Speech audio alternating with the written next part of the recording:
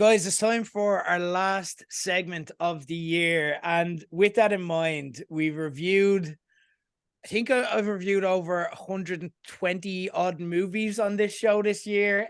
It's insane, and there's a lot of them. And when you get to the year end, it's natural to kind of come on and talk about our favorite movies. And there was one man who I called up who I wanted to do this list with. Again, someone that I've had great chats with this year, but you know what? I haven't had enough of them. So I wanted to get him back on for the ultimate chat as we compare our notes and our top 10 movies of the year. Obviously, so far, look, it's not even the end of December. There's some pretty good movies to come. As of the time I'm recording, I haven't even seen Wonka, and there's a legit possibility that could just take it all and be number one. So we shall see. But ladies and gentlemen, joining me to discuss it all and break down the year in movies, it is the one, the only Tom Pott from the Pop Cult Pod. Tom, you are very welcome to page 180. Welcome back. Thanks for having me for the last ever episode of page 180. We already gave the game away. It's the season, not the series finale. We're all good. No worries. Yeah, this is I'm delighted to do this because on my own channel I always do top 10s, and this year I'm not doing a whole top 10, so this was a perfect time to dive in. And there's also going to be a few differences between my top 10 on the channel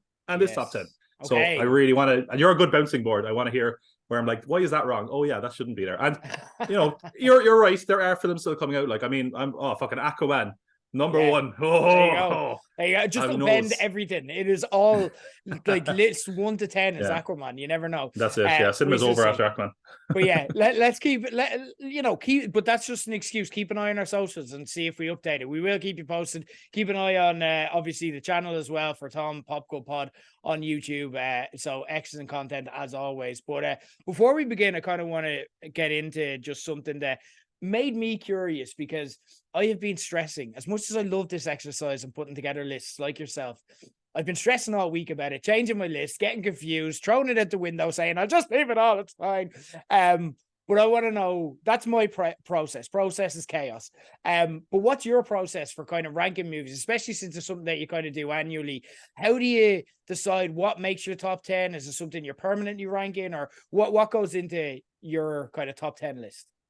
That's a really interesting question, because this is pretty much the first year that I have ranked every single thing I watched. Before I was just like, what did I enjoy this year? Or I just chronicle everything I watched. Whereas this time I'm literally ranking it.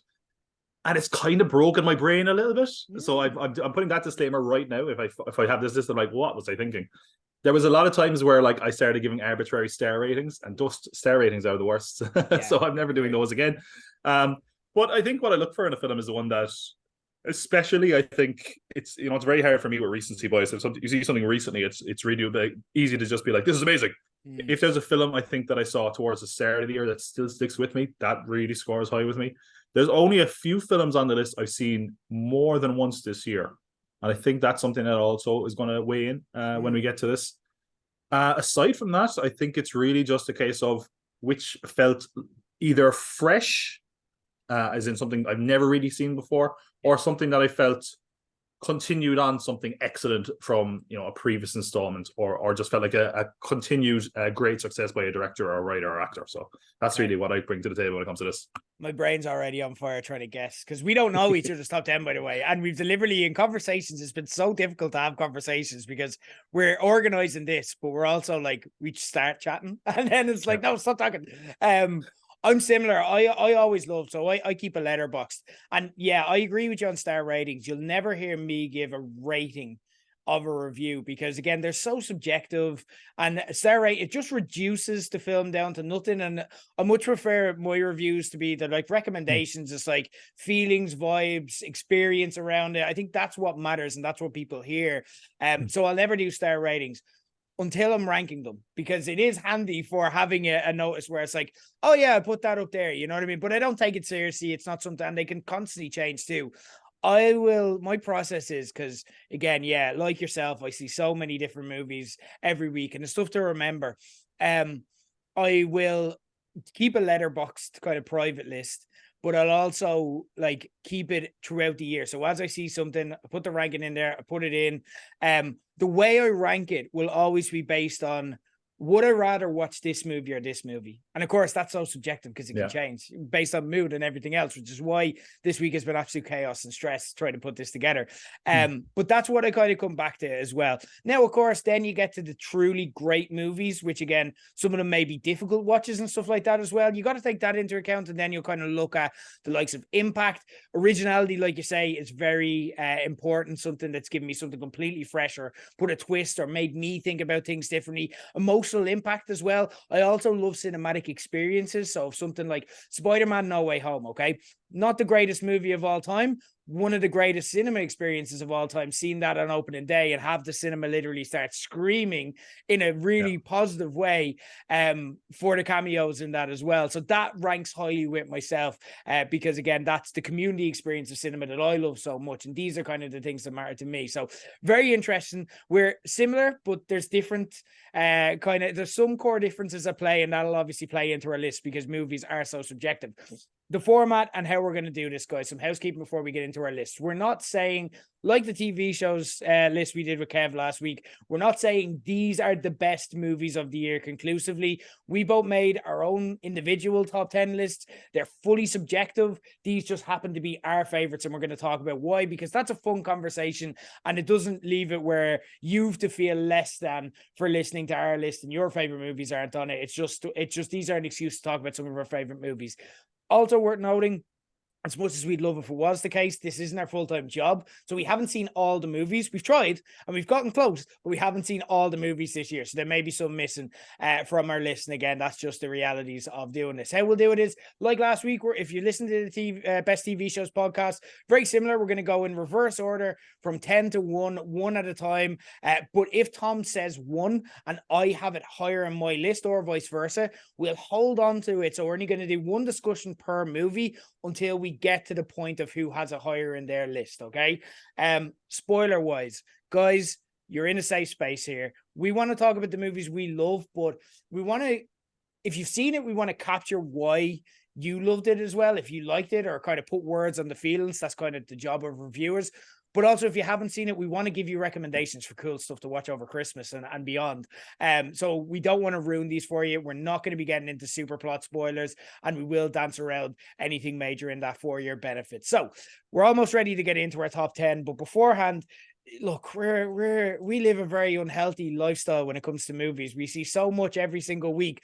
We couldn't narrow it down to just 10. So we're going to fly through this anyway. But first, we got to get into some honorable mentions. But with the honorable mentions, similar to before, if someone has it in their top 10, we will say it. Tom, as you're the guest, I'm going to start with yourself and your honorable mentions. What didn't make the cut and why didn't it make the cut?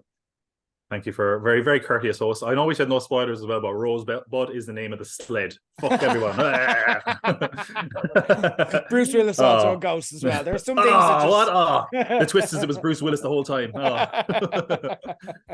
No, you're right. I mean, for me, I like I said, I've ranked. So this is, I guess, kind of my 20 to 11. I really agonized over this. It's just been really hard to narrow these down. And again, I think this is one that I feel a little bit like if I saw it again, maybe not, but I think again the first-hand cinematic experience was 1001. Oh, did you see this one? Yeah, very good, very good. It's not my top 10, but very good. Yeah, again, it was just one that I hadn't expected. That was a slight surprise.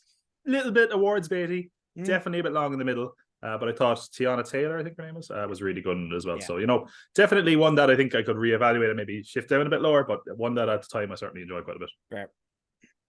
Beyond that, this was kind of a year where we had, pointless biopic central about like the creation of companies and here's a new invention. And for me, and again, I think it was one that, again, I could have swapped out with another one that I quite enjoyed, but I really enjoyed BlackBerry this year. I would totally understand if someone didn't enjoy it, but I don't know. Anywhere near your list? It's not on my list. No marketing movies where it's like, you can never do this. I can't. Yeah. You watch and see. But I will agree with you that of those movies, I don't know. Maybe your top 10 is filled with them because there's more than enough to fill out a top 10. But of those movies, for me, that was my favorite. If only for Glenn Howerton just being Glenn frustrated with technology. Exactly. That was what put it over for me. And I think like this one kind of felt like a complete story, whereas the other ones, it was like, hey, guess what? Here's the shoe we made. I'm like, oh, Oh, okay. Yeah. And then what happens? Yeah. But yeah, and I should also say, even though I'm saying this is my 2011, there's 2 films that I've excluded from my list because they technically come out in Ireland next year. Okay. So it really is probably like 22 to whatever, just to be case.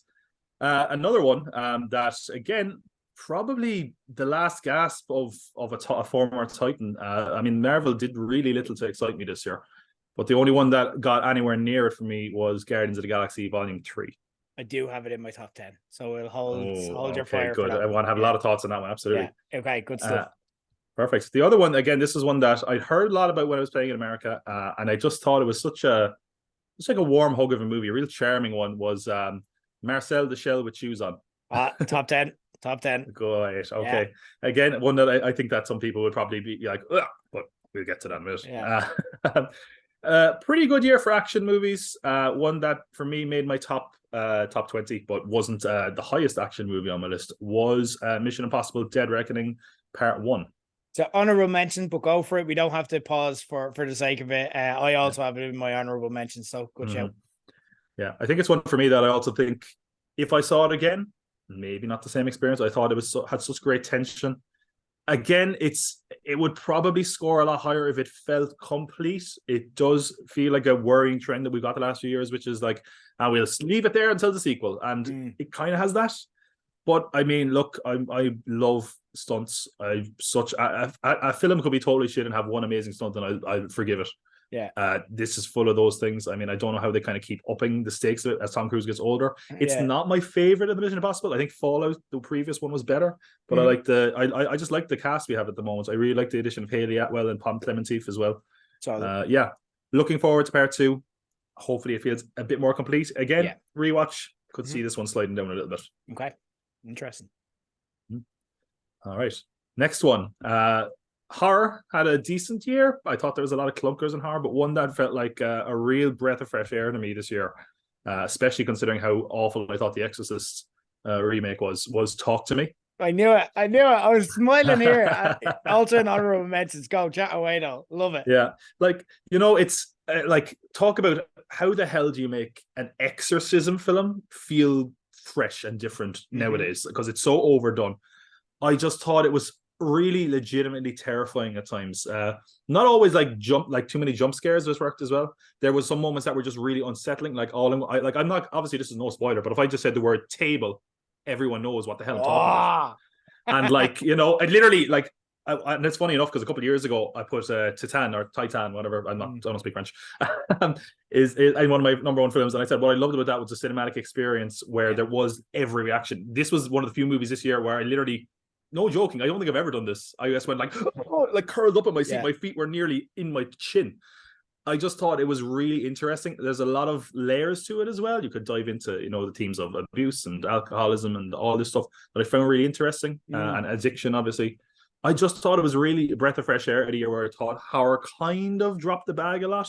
Great. This felt like 2 fresh new voices, bringing an interesting film. I hope they don't overdo it with sequels. I know they're kind of going for that idea as well, but I just thought it felt really original for something that shouldn't feel original, and that's why it made my honorable mentions. Yeah, I loved it. I don't want to see Talk 2, number 2, me. Like then it's like it's over. But yeah, I don't. Talk to me.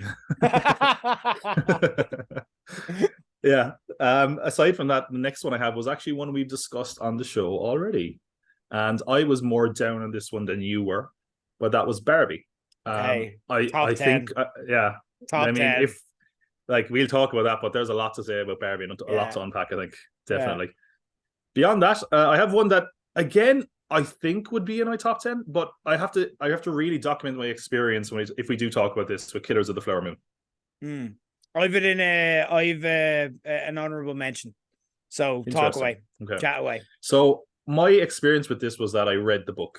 Okay. And I know I hate to be like, that's right, I read the book. The book is better. As much as we're being fancy, But the problem with it is that the book isn't just that it's better, it's that the way the narrative unfolds is far more interesting. And it was hard for me to watch the movie for what it was and not see what it could have been. Yeah. I don't think this is a spoiler because it was kind of the big discussion when the movie came out was that they kind of changed who the narrative focus of the film was. Okay. And I think, yeah, that was a mistake. I think there's a lot of positives. I think, I think it's a great film by Scorsese. It is a really good film. I just felt that it was way too long for what it was. I feel it kind of lost momentum in its narrative by making that change personally. And I will say I'm actually not a massive Leo fan. I think a lot of the time he overacts and people are like, wow, acting. I think this was a time where he actually showed a bit more range. And I mean, Robert De Niro can prove that, yeah, he can act still when he wants to. So Lily Gladstone as well, I should mention her, who was just amazing in this.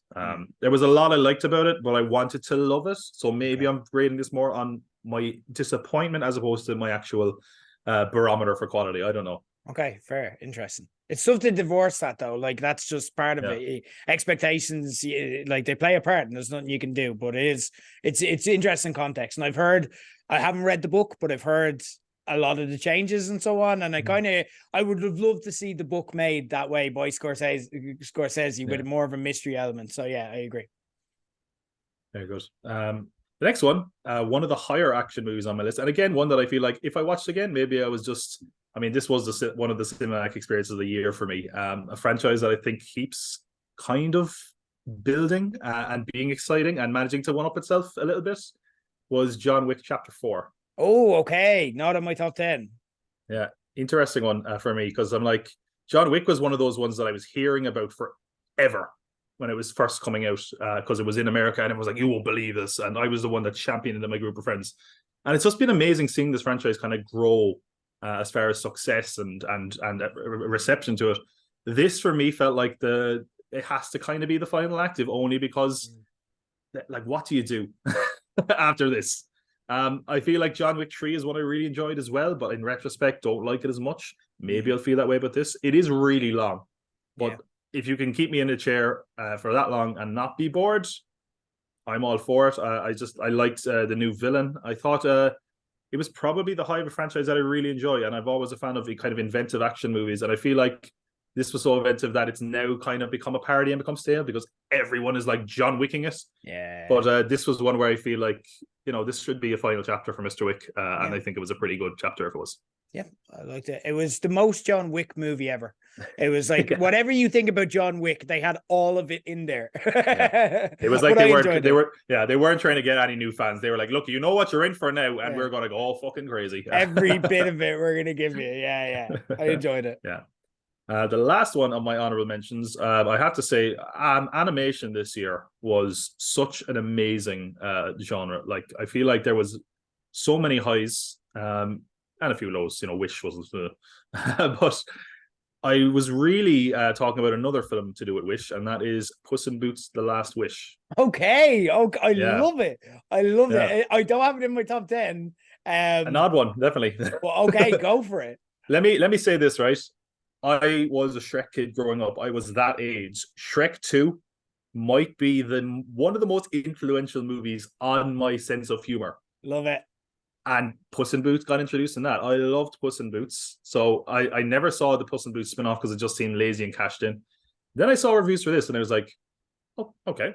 Seems like it's decent. Seems pretty good. And then I went to see it and it kind of blew my mind. I loved the animation style in this. I think we're really getting a point now where animated movies are starting to do different things. Even though I rubbished Wish, they have a different kind of art style to it as well. But I loved the way this looked. I thought it had a great sense of humor. I thought the action was really kind of creative.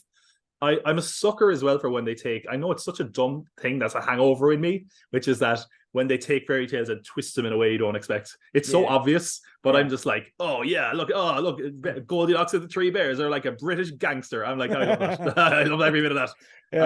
I just thought it was great. I mean, it's one of the movies that I saw to start here, and on a plane to America, I watched it again, and that it still holds up. So that's again one of the reasons why it's so high. But that's the end of my honorable mentions. Some are honorable, some could be more dishonorable, perhaps. But interesting. I love it. I watched Puss in Boots as one of the most interesting. I've done a few back-to-backs this year. This was one of the most varied and interesting because it was Puss in Boots followed by Magic Mike. It was a strange experience, man. I'm not gonna lie. But I feel like I got the order correct. I feel it would have been weirder going the opposite way. It's Yeah, like, why am I this amped up walking into Puss in yeah. Boots? It's Why not has that cat appropriate. got boots on? Take them off. Yeah, exactly. When's the dancing start? I'll go through mine. At 20, I've got Killers of the Flower Moon. Really liked this movie. I enjoyed it. It was intriguing to me because I was like, I really want to see this movie, but I also don't see it as a Marty Scorsese type movie. And he made it like when you watch it, you're like, yeah, it's a Scorsese movie. He did the thing. I think the fact that he landed that plane and made it both relevant to what the subject matter is, and the fact that he made it a trademark movie that actually fit within his genre, and you could feel and see him, literally you could see him at one stage. But I feel that like it gets overrated because it worked. And I feel people are automatically, I feel this is the best example of a tier 2 Marty Scorsese movie. And that's a really high standard. It will probably be the best on many directors' CVs, but I just don't feel that it's like one of the best movies of the year. Just it was a fun experience. I'll probably watch it again. Agreed. I enjoyed it. I agree. I think it'll probably be one of those ones that's reevaluated in a few years. People kind of like, actually, you know what? It's okay. Yeah, exactly. I agree. 19, I have Sisu. Not in my top 10 or my honorable mentions, obviously. Yeah, go ahead. I loved it. This was the one movie I was in this year, and it may surprise you that when it ended, it got a round of applause and people stood. Incredible. Wow. Incredible. Jesus. It is just wild. It is a Finnish movie set in World War II. There's a touch of John Wick with it, but if John Wick had Quentin Tarantino like level of violence, there is kind of also a revisionist history kind of. So if you like Inglourious Bastards and that type of stuff, it's very good. It's just about this kind of mystery badass man, just a very nuts and bolts action movie concept, but just executed fantastically well. The violence is so, again, Tarantino's the person I can think of because it's shocking, but delightfully shocking because it's so extreme that you just never expect it. Love the main character. Love the fact that he never had a name. He just was a myth. And then you just got to spend time with that myth. Love the fact that there was a cool dog in this movie that'll always get high up the list. But yeah, really, really interesting movie. And yeah, I loved it. And again, like I said, only movie, again, reactions in cinemas get points with me, and that was the only one that got a round of applause, and it just stuck with me. And I was clapping myself. I'm like, yeah, you did it. I was not expecting this, whatever I was expecting. One of those movies that I deliberately gave myself no idea of what it was when it came in, and I'm just going to see this movie and see how it goes. And I'm like, holy fucking shit. Really recommend it if you like action movies. At number 18, I've got Lola. I don't think I've seen Lola. Tell me about Lola. Here's one to watch, okay? It's an Irish movie, made by Andrew Legg or Ledge. I don't know. He's Irish, so it could be Ledge. But it's about two sisters who build a time machine. It's set in the 1940s, so smack bang in the middle of World War II. And they start to play around with time. And at first, it's just a cool concept movie where they discover David Bowie at first. They discover disco music. And at one stage, they start singing disco in a pub. And similar to kind of like, not similar, the movie's not similar at all to the movie Yesterday. But that kind of concept of if you knew things before everyone else and then made yourself into a celebrity and a star as a result of it. But it's happening in World War II. So eventually, after not too long, the army co-opts the technology. And then you're talking a bit of the butterfly effect. You know what I mean? So you're talking like, right, what would happen if this, and then it changes the course of history.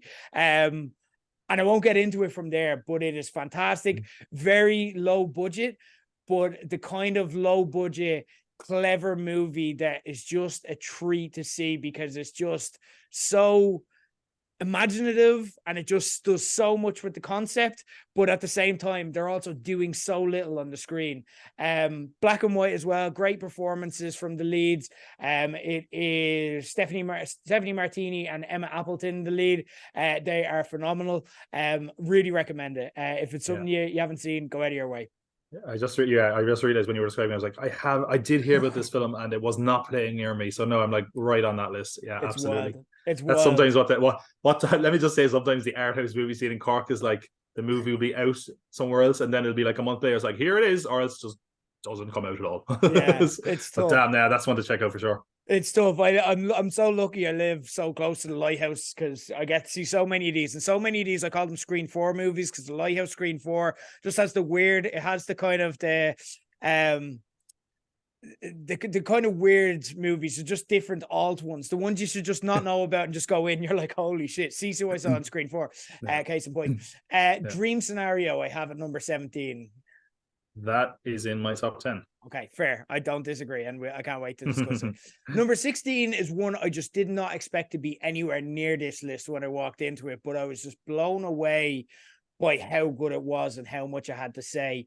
It's The Creator. Oh, that is not in my top 10 or honorable mentions. Go for it. Just Gareth Edwards just gets it, man. He just gets these kind of movies. Absolutely phenomenal. Blew me away with the story. And I watched all the ads and I'm like, I'm not going to like this movie. I'm going to go off it. But it just, like I said, had so much to say throughout. There was commentary on AI, there's a bit of Avatar in there as well, like with kind of the US or the baddies and so on. And I loved the contrast between here's AI and this is the worst case scenario, but also this is the worst case scenario in America. And here's how the rest of the world got on with AI. And just that contrast and how they played that out. And it just felt like Gareth Edwards, of course, probably became most renowned on a blockbuster level, and why he gets blockbuster money is the success he had with Rogue One and the directorial twist he put on Star Wars. Obviously with great scripting behind that as well. But like, yeah, I loved this in a way. It just connected to me emotionally in a way I was just not expecting. I was like, I'm going to see this because I see all the blockbusters, because I have a movie review show. I'm probably not going to like it. And it just took me in a completely different direction. So in a number 16. In a number 15, I've got Talk to Me. Agree with what you say. Very similar review, so I'm not going to add too much to it. What I will add is, again, cinematic experience plays so much into this for me. And again, I think it's fair to judge movies based on this because the movie is essentially inspiring that experience. The experience I had with it, very similar to yourself, but it was a full cinema for a start, which I loved. And it was a group of lads, and they're lads sitting beside me. And literally, as the scene you're describing earlier starts happening, I won't say anymore, I'm like digging my nails into the seat. I'm like, oh my God, this is so fucking intense. Again, and what I love about this movie is nothing you've seen here on paper is stuff you haven't seen done a million times before. It's just done so fucking well with great actors and just commitment to everything that they do that is so effective. But the lads sitting beside me are, again, hard lads who probably never cried in a cinema, would slag each other if any of them did. They're all like, and just slowly, they left. Yeah. And I know immediately as soon as they left, they said, let's never speak of this again. Because don't talk to me. Yeah, exactly. Literally, don't talk to me. I should say that's handy, by the way. I had it at number 15 as well. Yeah, okay, there we go. Yeah. One we both had as well. Mission Impossible: Dead Reckoning Part 1. Very similar, intense experience. I did see it twice. It worked for me twice. The train scene, is all I'll say, is one of the most intense action scenes I've ever seen. Is the plot bollocks? Of course it is, but it's Mission Impossible. You know what you're getting. This movie, like John Wick, knows what it is and it gives it to you, and it goes out of its way to outdo itself every single time. I think I know what Mission Impossible used to be, and they've made so many movies now that they've changed identity, but it still works no matter what. It used to be a plaything that they gave to different directors, and they're like, you go play with Tom Cruise now. Now you go play with Tom Cruise, and you find new things for him to do. And that made it interesting early. But I think giving the series to Christopher McQuarrie, has just worked because he gets this on a fundamental level and he knows how to raise the stakes.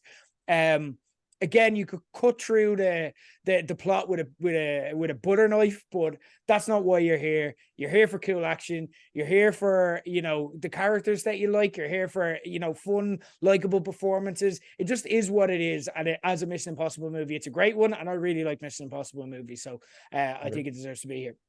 In at number 13, I've got a couple of like under the radar treats that I have at 13 and 12. But both easy could be in your top 10 because I think they're both great movies. In at 13, I've got my highest Irish entry, Ballywalter. I've not seen this either. Oh, treat yourself. And it's a really good film to watch this Christmas, right? And I don't blame you. Like, again, you know, it's limited distribution. I had to travel. I've got like a cinema across the road from me, and then I've got the Lighthouse down the road, and I had to travel all the way out to Liffey Valley from Dublin City to go find somewhere to actually watch this. But what a fucking treat it was. I had the cinema to myself, thank God, because I bawled my fucking eyes out. It was amazing. I did not know what to expect in a movie that was fronted by Patrick Hilty. I'm like, I don't know about this. I do not know this guy as an actor, and I don't imagine that it's amazing since he's a talk show host by trade. He was fantastic in this movie. If you don't know it, basically, it's the concept of the movie is it's a double header. You have Shauna Kerslake is Eileen. She is someone who is kind of just in that in-between stage of her 20s where just nothing is clicked and she's kind of just bouncing between jobs. She's just existing. She's not living. She's getting up. Everything is habitual. And you spend a lot of time in that boring void with her, but she's actually a really engaging presence. So again, you don't mind. Patrick Hilty is someone who's been through some stuff, and he's like Eileen is a taxi driver, by the way, slash barista, trying to make ends meet. Patrick Hilty is Shane. He's someone who she picks up one day, and again learns more about him because he wants to get a regular taxi driver because he's learning how to do stand-up. You sense as a coping mechanism for something, which obviously you learn as time goes on. It's just a really simple plot and a really simple movie, but it's just amazingly executed. And when it hits, it hits. It reminds me a lot, not in plot, but emotionally, of On Colleen Keown, in that, again, it just rests on such basic Irish laurels. Obviously, it's Northern Irish in nature, but like it rests on basic Irish laurels, in that it's just about feelings. It's about relating to things. It's about understanding where the characters are. It's about you're just existing with them, and the plot is just gently unfolding in the background. It's not kind of forcing itself on you or pushing any narrative. You're just existing with these people, and it gets to where it needs to get to, and you just experience it with them emotionally, and it is brilliant. Everyone nails it, and it went so under the radar. Bit disappointing that there's only one Irish movie on this list, considering I had two in my top three last year. Yeah, I was going to say the exact same thing. So I'm glad to hear you mention that because my experience with that was my mom was like, Patrick Healy has a movie, and I was like, oh god, it must be awful if my mom is recommending it. Like, and yeah, for me, like I have at least one Irish film in my top 10 every year since I've started doing this, and this is the one year where that's not true. So I'm glad to hear that maybe I just missed an uncovered gem, like, you know. There you go. And it's a good one to watch over Christmas. It's a family movie as well if you want to watch it. Not kids, but like if you want to watch something with the grown-ups, it's one to watch. But it is emotional. In at number 12, another kind of low-key emotional movie, very similar themes, Scrapper. Didn't see this one either. Oh wow, this is so good. This is essentially, it's kind of low budget, but it's what you want from a low budget, high imagination, incredible performances. Lola Campbell as Georgie gives one of the best child performances I've probably seen in the past 10 years. Essentially, she's a kid who's kind of essentially been abandoned and is kind of just fending for herself. She's a 12-year-old kid. Her mother passes away. She doesn't want people to know because then she doesn't want to go into care. Her father, who is played by, sorry, I'm trying to find the actor's name here to do him justice, Horace Dickinson, A Triangle of Sadness, you may recognize him from, and a lot of other things. He comes into the scene and he's a bit of he's a bit of a lout, he's a bit of a party boy and stuff like that, but he tries to learn how to be a father on the spot. And it's just about them building that relationship. And they're just so charismatic and they just have such amazing, palpable chemistry. It's got touches of I'm blanking here. The Paul Mescal movie from last year. The Everyone Oh, Cried. yeah. Oh, You with know the what I'm girl. talking about. Yeah, Yeah. exactly. Fuck, that's really going to annoy me. It's got shades. It's got shades of that. And again, if you like that, you will love this because it's not as bleak. It's more likable. After Sun. There you go. There we go. It's more likable. It's more positive. It's more optimistic, but it doesn't shy away from the negative standpoints either and the difficulties the characters face. Really, really heartwarming. It literally will just leave you smiling at everything in there. There's loads of genuinely hilarious moments. There's one clip where they're playing a game on the train where they're at the train station and they people watch, but they pretend to have a conversation as those people, and then the people hear them and they're like, we can hear you. What are you taking the piss for? And they're so genuinely funny, but like simple humor. Really, really good. At 11, one I'm almost certain is in your top 10. Oppenheimer. It is in my top 10. Good guess. So, with that said, that leads us in to Tom's top 10. In at number 10 right. for yourself. We're getting to the business end. In at number 10 was an honorable mention for you as well. It was Dream Scenario. Nice. I'm going to out myself as a real weirdo, I think, with this list. And that's cool with me. I will say, first of all, like a lot of the films you mentioned as well were like films where like I heard about them and then I didn't hear about them. So that's great. I've written all those down. So definitely this could be a very different top 10 when it gets to my channel. But yeah, I mean, look, I love when Nicolas Cage is just able to say, hey, guess what? I actually can act. Surprise! I don't think you can get a better actor for this role. It was such a perfect like encapsulation of this pathetic man that all of a sudden gets this kind of strange celebrity meme culture almost shoved onto him, and that's kind of Nicolas Cage. I will say it's produced by Ari Aster, and it definitely feels like an Ari Aster film. The one most obvious would be Beau is Afraid, which came out this year, which again, if we were grading Beau is Afraid on the first 40 minutes, it would be my number one film probably. But unfortunately they have to keep making it a movie. But yeah, I just loved the concept. I loved how weird it was, but also like they played it so straight. Like it was obviously kind of magical realism where something totally weird and unexplained happens. And then, okay, but how would you actually react to that realistically? It was like, oh, that's interesting. Oh, marketing and all these kind of things, which I just thought was really good. I probably would take points away from it because I do feel like it loses some momentum. Towards the end, it kind of feels like it's a little bit out of ideas and out of steam, but I thought of it like it actually had commentary on things without bashing you over the head with it, like commentaries about cancel culture and kind of the idea of celebrity. I also just remembered I filmed a review for this, which might be out next week, nice. Along with a few other things, where I go into it more detail. But yeah, I thought this was just a treat. It was one that I genuinely didn't know what it was about. It was one where I'd heard, oh yeah, the Ari Aster produced Nicolas Cage movie, and then I sat down in cinema and they played a trailer for it, and I was like, what? Whoa, what's it about? Yeah. So yeah, I thought it was a real joy. Again, honorable mention for yourself. I thought it was fantastic all the same, but I loved it. Yeah, loved it. Great cinema experience. Beau is Afraid is what I thought of as well, because they're so similar. They're A24 movies where they're just like, but this is like Beau is Afraid with focus, you know what I mean, and a bit of discipline and actually going out and telling the story. I loved Beau is Afraid as a cinematic experience, by the way, and I'm glad it came up. Because it was just so wild being in it with other people. And like some people were disgusted, some people left, some people were having the best time. I'm having the best time watching other people have these amazing experiences. I love those. And that was very similar here, but we were all on the same page in the movie and that we all loved it. We were all having fun. The laughs, it was getting genuine laughs constantly. It worked. I agree. You couldn't have had anyone else but Nicolas Cage play this role.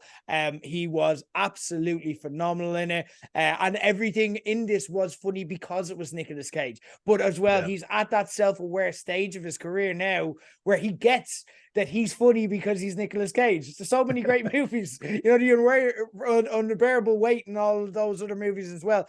Even as far back as Kick-Ass, like that's where he started to get, me just being me is gas. Again, I liked the commentary. It kept relatively disciplined. I agree. The back end kind of did lose the metaphor, and they're like, oh yeah, we have to take these characters somewhere. And I feel like they lost interest in the script as much. And that can happen when a concept starts to become a reality and you have to add narrative structure to it. But a really enjoyable experience. If you didn't get a chance to see it in the cinema and you get a chance, I I'm raging because you probably won't get to see it in full cinemas and fully experience the reactions because it gets some amazing laughs. But a really, really fun movie. I loved it. That's great, because you're right, actually, because like when it comes to the cinematic experience, like it was a kind of a sparsely, like everyone was sitting far away from each other, where it can go kind of either way. The amount of laughter was amazing. It has the best sex scene this year in film for me. I genuinely was laughing so hard at it that I had to bite my knuckle because I was going to ruin the next scene. It was, I mean, there's this, like people were just laughing at the idea of Nicolas Cage just wandering into people's minds, like he's the sat, like, you know, that famous Bigfoot footage. It was just like amazing. But yeah, I mean, look, there's a lot of stuff to love about this one, even if I agree as well that the focus was very much lost towards the end. But hey, I had good enough time when I was there. I had a Talking Heads reference, and I like Talking Heads, so I'll take that. that was a fantastic scene, especially with the year that's in it, the Talking Heads movie that came out. I was going to say that was one of the reasons I was like, yeah, I saw that this year. That's me. My number 10 is, and we've touched on it already, Guardians Volume 3. And kind of the critics all year have been saying Marvel is dying. And again, there's validity to that. And like, I'm not going to be apologist and say everything is perfect, but also, you know what? Marvel Studios gave me a top 5 TV show of 2023. Loki, God Not Secret Invasion, if you haven't heard, loved it.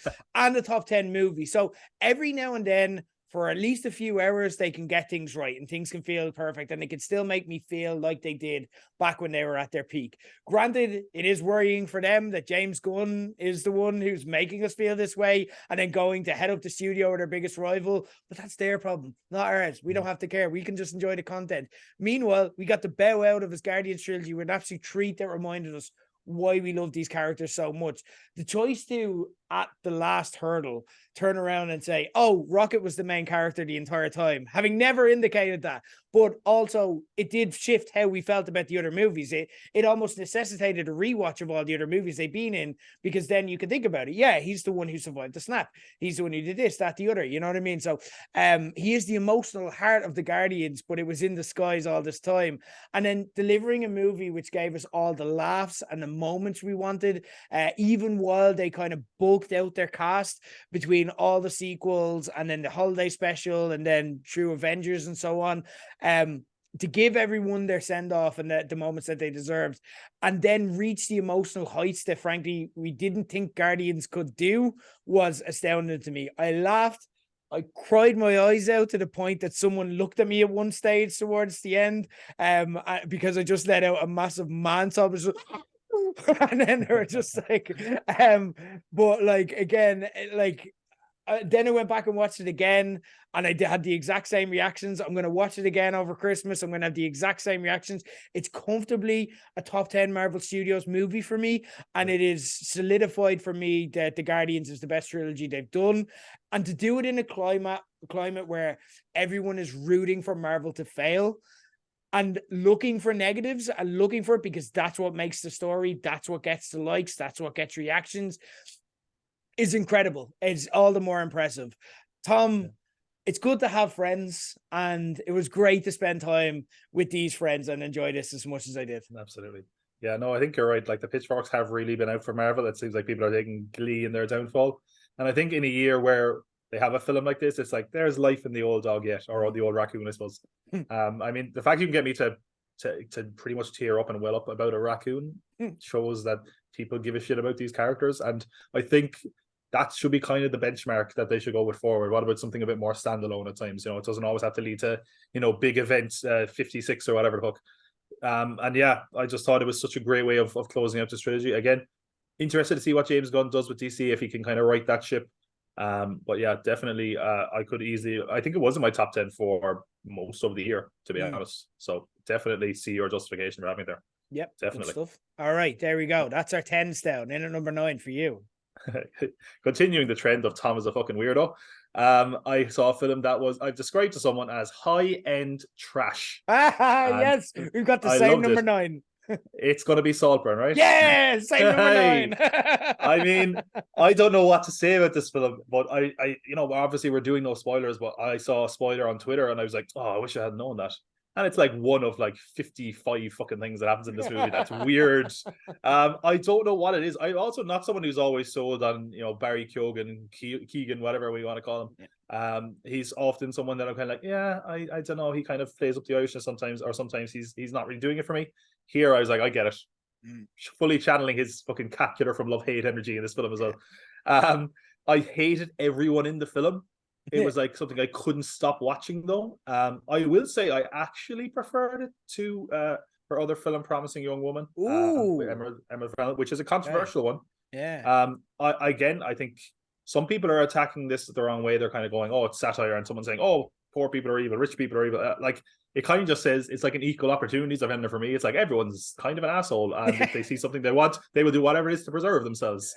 It was kind of weird and gothy and funny. I loved every minute of it. It was one that like anytime something happened, I was like, "This is weird, this is awkward," but it got me feeling just about every emotion. I thought it was great. I thought the soundtrack was excellent because it was that kind of era where I was, kind of growing up. So I was like, oh, I haven't heard that song in ages. I mean, I'm definitely never going to listen to Murder on the Dance Floor by Sophie Ellis Bextor the same ever again. I loved it. Like it was like a guilty pleasure movie in a way, but I just thought it was fantastic. I really, really enjoyed it. Yeah, same. This was part of the reason why I struggled with my rankings, because I was fine with my rankings up until I saw this movie. And then I'm like, this could be my favorite movie of the year. I don't know what I feel about this movie, but I could also hate it at the same time. And it was just insane. It broke. We were protecting her the week and we said it broke both of our brains. And that's the way it is. Promising Young Woman was actually my favorite movie of 2021. So and I would rank it over this, but I think it's a fair comparison, either or. Like, but with that, I think Emerald Fennell has kind of marked herself as one of the most confident and capable young directors on the planet today. I keep calling her young. I think she's just like had a couple of movies, but like her being young makes me young, so I'm gonna stick with it. Similar to yourself, I not only have not been on the fence about Barry Keoghan, I've actively disliked him for a long time. It's like I feel like he kind of a lot of the time he just overacts for the sake of it, but he never actually does anything. It's acting that's good in gifs. Like if you assume that there's context and there's a reason for his character making that face expression, that's an amazing face expression. But if you're just making it for the sake of it, then you're just acting weird. But like, yeah, I agree with you. They got him this time. This was the role for him. This made sense of him, and I actively like him now. I would watch his next movie and be interested in it as a result. It was so fun, ambitious. The cinematic experience. I watched this on a Saturday afternoon. Lighthouse Cinema absolutely jammed to bits. Again, just very similar to kind of Beau is Afraid energy, where people are kind of both laughing in shock, but also disbelief at what's going on the screen, not quite sure what they're seeing. I love movies that knock the audience off balance throughout. It was bonkers in the best of the way. It was hilarious, but also what I loved was it was really engaging despite never actually revealing its plot until the very end. It never had a plot. And it was the one thing I was watching. I was like, I love this movie and I love it minute to minute, but what's the story? What's actually happening here? What are we building towards? And then they just kind of pull back the curtain. Amazing cast that never felt showy or gratuitous in any way. Yeah, everyone kind of all chipped in to make the movie better and realized what it was. They got their moments, but they got in and got out and let Barry Keoghan shine because they realized this is his show. It's not for everyone, and I do hear the criticisms of it. If you hate this movie, fine. That's a perfectly valid take on this movie because it is Marmite. But like I said, I debated whether this was my favorite movie of the year before being like, all right, you need to let reason take over. Like yourself, the end scene, without giving anything away, was just a lap of honor for the movie. It was just like, and it was a movie that deserved it. If the movie wasn't as good as it was, that is one of the most like audacious and unearned like actions ever and scenes ever. But the film was that good that you're like, yeah, I'm just gonna go with this absolute insanity. Really, really enjoyed it. A lot of fun, and again, just a movie that knocks you off balance. I always appreciate. That's both of our number nines. Very interesting. Okay, I wonder how similar the rest of Yeah. our list will be. In it, Yeah, your I mean number eight. that's definitely one where like I can see if someone's like, it was my favorite film. Oh, it was the worst film of the year. I was like, yeah, I get it. Yeah. Both fair. Yeah. Here's one that is an honorable mention for you. Again, I have not gone back to the well to watch this one, but we have discussed it in the past, and I was much more higher in it. That was Oppenheimer. Go for it. Again, I have to see it again. I really feel like I should, because I really rode a high on this. A lot of people have also said like, oh, I wasn't a fan of it. People that I know that kind of go for these kind of big event films. I think first of all, it's so impressive to see how it's done, and obviously it's been helped by the whole Barbenheimer thing. But I feel like it sounds so stupid because he's such an accomplished director, but this feels like Nolan's trying at least to kind of claw back some of the people that have criticisms about certain things. Like his plot can be thin, or he can care about set pieces, or he doesn't care about female characters. And they're still, baby steps. But I do think it feels like in some ways his most complete film. I do think it's really long for me. A lot of people were like, you should have cut the last act, which is all courtroom stuff. That was the stuff I ate up. I loved it. Again, I feel like it improves on things like the sound mixing from those. I thought Cillian Murphy really disappeared into this role. Yeah. I mean, Nolan couldn't help himself with that kind of final line that was a little bit smug, but I did love it. I think it's a great achievement, both as far as its critical reaction and its commercial success. Again, would I feel the same if I watched it again? I don't know, but it was definitely one of the ones that was kind of a defining cinema experience for a lot of people this year. And I don't know, I really kind of got lost in the world. Thought it was really impressive and was more coherent than a lot of his films, to be honest. He definitely a bit of smelling his own farts like he often does, but I think overall a bit less smoke and sanctimonious than some of his other films. And again, I know a lot of people would say no, for me it's up there at least. Okay, I think that's fair. I know we did Barbenheimer reviews on this show, and I was very much, yeah, it's fine, it's grand, but like Barbie is where I'm at. I went back and watched it and I said I would on the show, with your thoughts in mind, and I wanted to appreciate it and like it a bit more. And I felt like it's one that would benefit from, I felt like the first time I watched it, it just threw me off so much because it just wasn't what I was expecting it to be. And a second watch with that in mind, of what, judge it for what it is rather than what I'm expecting it to be, that really helped. And I liked it a lot more the second time. And it wouldn't have even been as high as 11 the first time out, but the second time helped for me. I thought this was really good. The cringy moments are cringy. There's no way for Christopher Nolan to do a sex scene that isn't cringy. No. It's like George R.R. Martin writing them. But at the same time, once you know that's coming and once you've seen it, it's actually, you just roll your eyes and laugh, and it becomes a feature, not a bug. It's like a talking point of the movie. But really enjoyed it. I thought there was a lot to like about it. Again, the performances, Cillian Murphy in particular, great to see him finally. Christopher Nolan has always been his biggest fan and believer, but never believed him in enough to make him the central character. He got a 3-hour movie to himself here, and he absolutely smashed it. So yeah, big fan of this movie, and actually you helped me out with that, Tom. There's a lot of synchronicity in our lists. We had Saltburn both at number 9. I swear to God, we have not planned this out, because we just talked about Oppenheimer at your number 8, and my number 8 is Barbie. I'm not even messing. Jesus. Go for it. Look, you guys do not need me to tell you why Barbie is amazing, but I just want to point out a few things. One, it saved cinema. Like, let's just look at that, for example. How many screenings have you gone into in the cinema this year since Barbie happened that have been absolutely jammed? Why? Because Barbie made people realize going to the cinema and seeing this with people, seeing movies with people, is fucking fun. It rescued cinema after COVID. That's incredible. Like I said, you don't need me explaining everything, but let's just take a minute to bask in how fearless Greta Gerwig was in taking this kind of corporate juggernaut movie and using it to kind of usher in a new dawn of feminism, essentially. Let's take a minute to appreciate how there's this female-led movie about women and how amazing they are, and the star of it, the undoubted person you come out talking about the most, more than anyone, let's call a spade, with time on our hands. Who are we still thinking about in that? We're thinking about Ryan Gosling. He stole the show in this movie.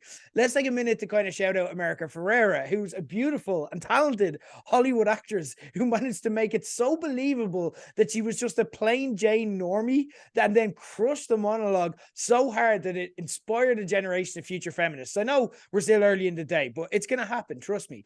Let's take a minute to kind of admire the fact that they wrote original material so iconic that as soon as I sing the words, I'm just Ken, you're not listening to me anymore. You're singing it in your head. Anywhere else, I can hear you all singing it. It's just there.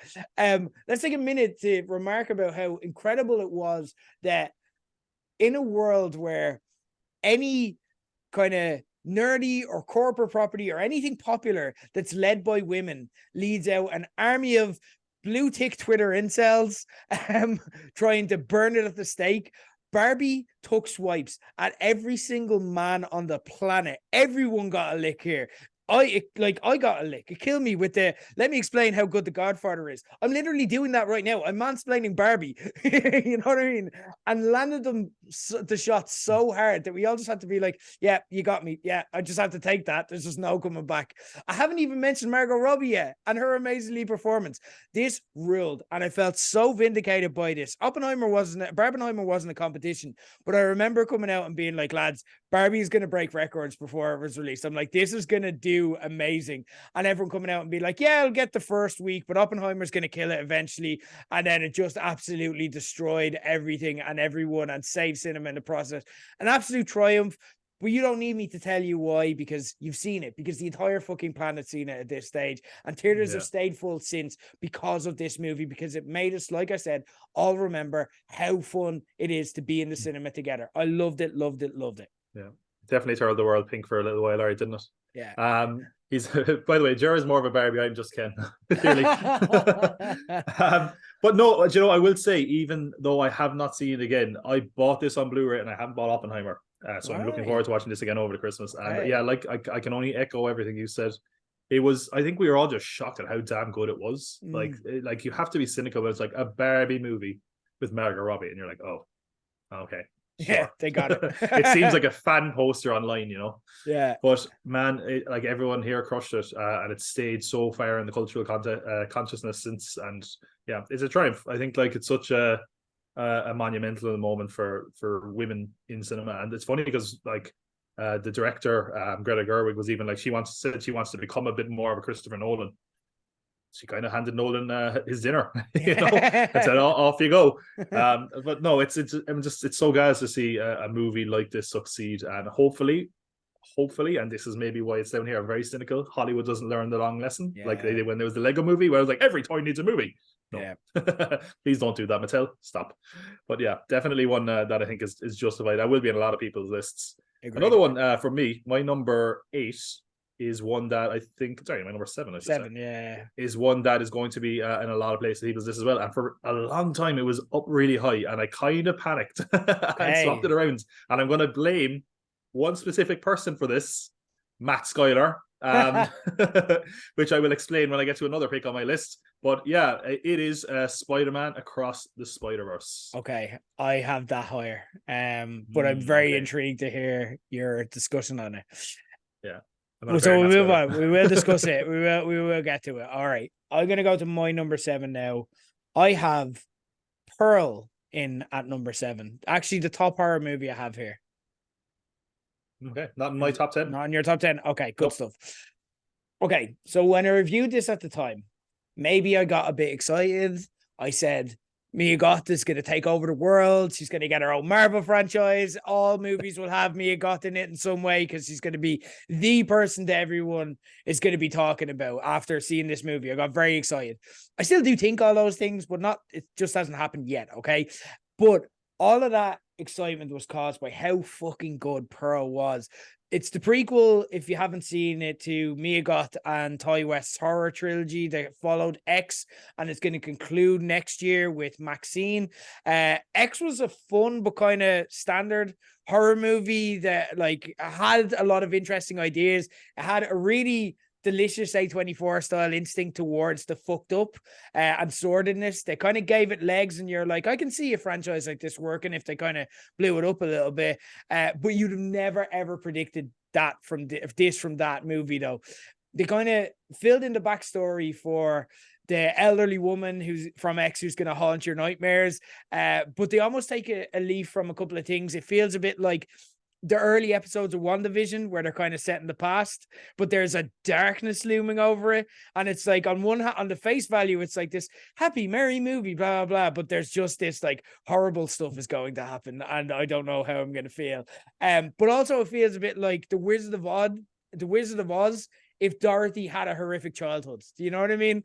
The tension building is absolutely unreal. Again, I love spending time with a character and where nothing needs to happen, but we just understand why they are the way they are, so that when stuff happens, it just like Pearl is essentially living in a void here. She's got a difficult home. It's amid the Spanish flu, so she's kind of got cabin fever, and it's very clever in how it was written during COVID over FaceTime actually, and they have that COVID cabin fever vibe in that. But she's waiting for her husband to come home from the war, and you can just see her slowly kind of lose her mind, culminating in kind of an incredible finale and vicious. There's this 7-minute monologue that she goes on where she just basically reveals everything about her character and why she is the way she is, that would feel expository and would feel excessive in any other movie, but just the movie has earned it, and Mia Goth just sells it.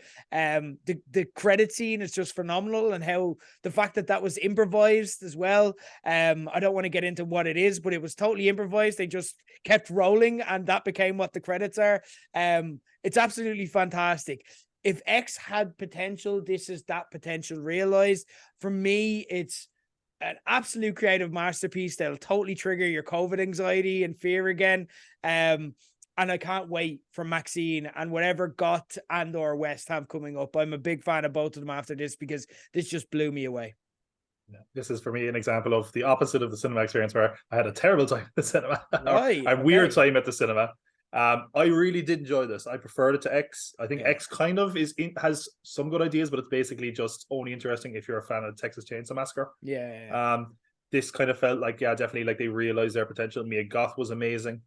I don't know how to. I'm trying to think of an eloquent way to say this, but I was very distracted during this movie because people a few rows ahead of me decided that the movie was quite sexy, and kind of got into their own sex scene.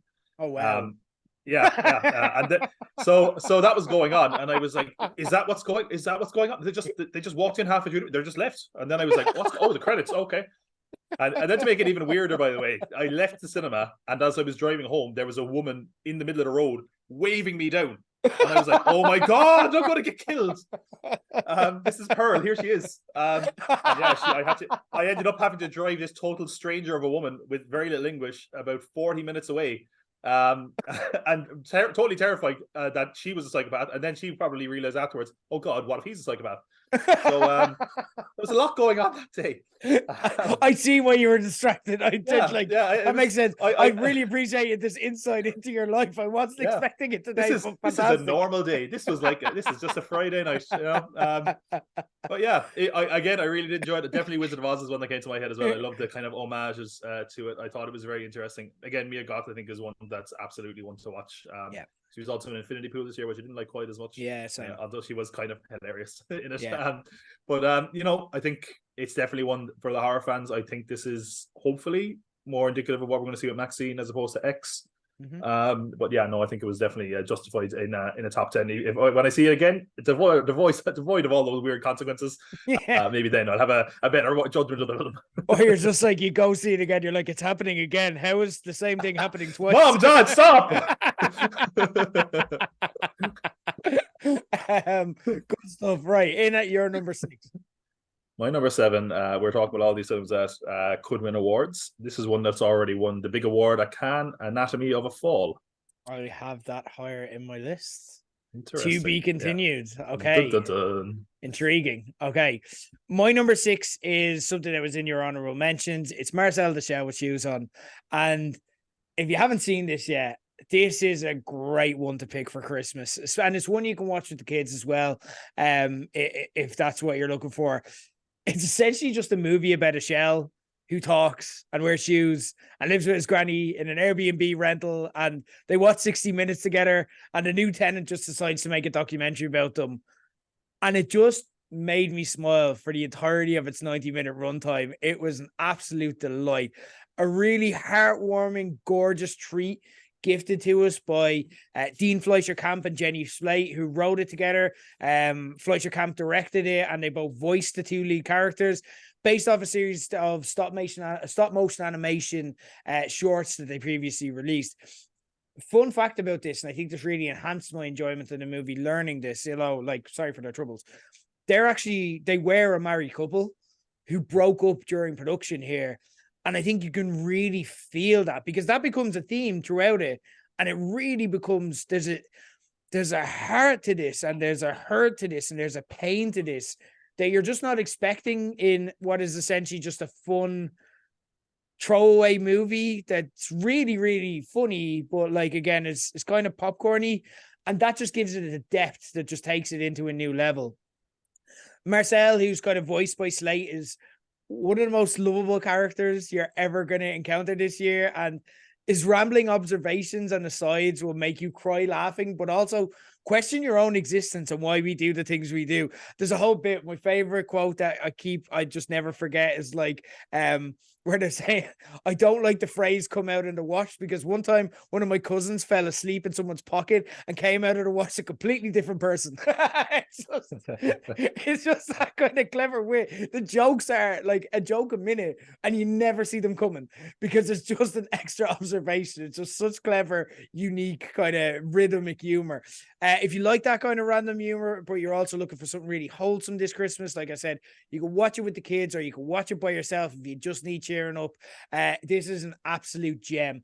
I loved it. It was in your honorable mentions. Talk to me about Marcel the Chef. I mean, the key word is charming. Like, it was such a little gem of a film. I saw this just, got out of work, went straight forward, and it was adults, it was some children in there, but it really is just such a nice and sincere film. Which it feels like something like this could so easily not have been that. But yeah, it's almost like after a while you almost forget you're watching a weird shell character. You're just like, oh, well, it's so identifiable in its themes. Like, it's quirky. Maybe you could say sometimes it's trying too hard in the hipster department. It definitely feels like, if Wes Anderson made an A24 film, like, but I thought it was such a sweet film. It's one that I think I am going to watch over Christmas, because again, it just, everyone that left that cinema left with a smile on their face, and they felt like a little bit like I wish Marcel was real, and I get to, that's probably one of the few characters I can say this year where I'm like, oh, that's a character that I'd love to have just seen knocking. But I want to see more of Marcel. I want to know what's going on. Nice. But yeah, it was such a sweet and sincere film. It was lovely. Nice. Okay, good stuff. That's my number 6. We're into the top 5s now. So what is your number 5? All right, shout out to Matt Skyler. So this is like I said, animation has had an amazing year. And so many of these films were up high on my list. Even like Marcel was in my top 4 probably towards the start of the year. And then as things happened, things kind of dropped. And I saw Spider-Man, and he was like, he's like, what's your favorite film here? And I was like, Spider-Man. And then eventually he said something that was kind of niggling at me as well. And he was like, what about Turtles though? Oh, and I was kind of like, that's what I've been thinking. What is it? Yes. It might be right though. Is it anywhere on your list? It's not on my list, but I do love it. Let me explain why I think this hit so hard. This is one of only 2 films. Maybe I didn't see any other films twice in cinema this year, but I saw this twice in cinema. I didn't see that for Spider-Verse. This made me rediscover my love for the first thing I was mad for, a nerdy kid about, was Turtles. And to do that in a 31-year-old jaded, cynical man is very impressive.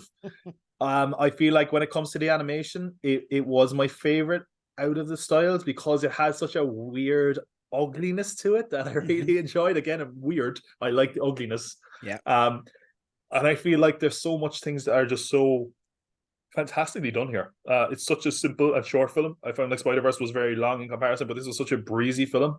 Where I've been recommending it to everyone. I'm like, look, I know we're done with Turtles. It's been going forever, but give this one a chance, because the relationship between all the turtles is so sweet, feels so genuine. Masterstroke getting teenagers to do the voices. Yes. For this, it was just really funny. and kind of weird. Like I don't think I've ever all this year, anytime I grab milk from the fridge or I see a cow, I'll think of Splinter going, "Oh, don't get milked." I'm like, what does that mean? But I think it was such an interestingly done film. It's one that took a property that I think so easy we could have been sick of. Yeah. Feels like we get a Ninja Turtles movie every other year, like, and it made something that was so kind of sweet and wholesome, funny, had some cool action, great animation. So my favorite soundtrack of the year. It's just Mm, full of like East Coast rap bangers. I'm like, yes. it like I don't know if you remember there was a Tom and Jerry movie that came out a few years ago and had like a surprisingly amazing soundtrack. Whereas it was like, why is this in the Turtles movie? I don't know. Okay, well, East Coast, I guess that works, right? Okay. Let's shut up and play it. I'm like, I've literally been playing music in the car for people, and I'm like, what's this? I'm like, it's the Ninja Turtle soundtrack. They're like, no. Mm. I loved it. It just put a big smile on my face and made me really discover my love for turtles. So I think that's really a driving factor for me here. But yeah, Matt Schuyler was right. This is over Spider-Verse for me. Fair. An absolute cracker of a movie. I loved it. And again, like, it's just because it's not in my top 20 doesn't mean that I didn't. I just feel so safe now. And Seth Rogen and Evan Goldberg, if they're behind these projects, they just get fandom. They get why we like it. I spent so much time this year loving their properties like Gen V, Invincible. They just get it. Like, and they get why the fans enjoy it. And I knew this was going to be good. It didn't let me down. I laughed so hard, so much. And yeah, I loved it. There's not much more I can add, but it's a great choice. And yeah, I don't blame you having it in the top five. I think it justifies it. It's such a good movie, and I can't wait to watch it again. We're now into my top five, and in at my number five. Oh, I'm wondering. It can either it has to be either higher or not in your list at all, but it's a good one. Roy Lane. I do not have it in my list. I Okay. did really enjoy it, Okay. and I actually recommended it, but wasn't one that I loved too much. And I think it's more personal bias when it comes to like Mm, really London stuff. I don't know why it kind of irks me in a weird way. yeah. Okay. Okay. But I thought it was definitely the best rom com, not just this year, maybe in a couple of years. I love Yeah. this really. Yeah. For me, I'm a big fan of. Sorry, I just need to cough.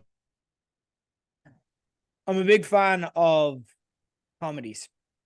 And 2023 was such a great year for the kind of return of the kind of great old school comedy throwbacks to the modern kind of peak that we'd experienced, like Superbad, Step Brothers, Zoolander. Those are all kind of right up my alley. And for what it's worth, by the way, and I want to give like kind of a special shout out and the smuggle in here. Seeing Bottoms in the cinema was the most fun comedy experience of the year I had. Joyride is also up there as well, because it was just the crowd were just giddy and the laughs were just a laugh a minute. But this little charming British rom-com got into my soul in a way that others just couldn't. In just 80 minutes that breezed by and absolutely blew me away. There's a touch of, did you ever see the TV show I May Destroy You out a couple of No, years ago? I have it, but I have not watched it Okay, yeah. Well, like, again, if you don't like kind of that South London style, then maybe it's not for you. But I loved it. I thought it was great. But it has that both universal relatability, but it's also extremely specific to people who live in South London at the same time. But you don't have to see it. You don't have to get it. You don't have to know the language. It's relatable enough that it kind of works around that. Like I May Destroy You, it kind of, you arrive in the world and it's fully cooked. The characters don't need developing. Everything just feels full and familiar, and while also being kind of big and full of the unknown as well, in the way kind of the world is when you're in your 20s. Everything seems like an adventure. Everything seems exciting because you're seeing things and experiencing things for the first time. Why this ranks above other comedies, though, is that it never feels like it's following that kind of great American comedy tradition of that formula that's tried and tested, where they're just building up and building up to this big scene and something crazy or something gross is going to happen. And that's the set piece that it's going to be iconic. And that's where all the gifts come from. It's literally, it's a full movie, but it's really effortless and permanently hilarious. It feels like we're just kind of dropping into the lives of these people who for 80 minutes, and they just happen to be amazing crack. Particularly, I loved Vivian Opera as Yas, who I've no doubt is going to become an absolute superstar off all this. And even though you kind of walk away from this feeling, for me, I felt it was a bit unfair that it was only 80 minutes, and like I think Roy Lane 2 would really cheapen this.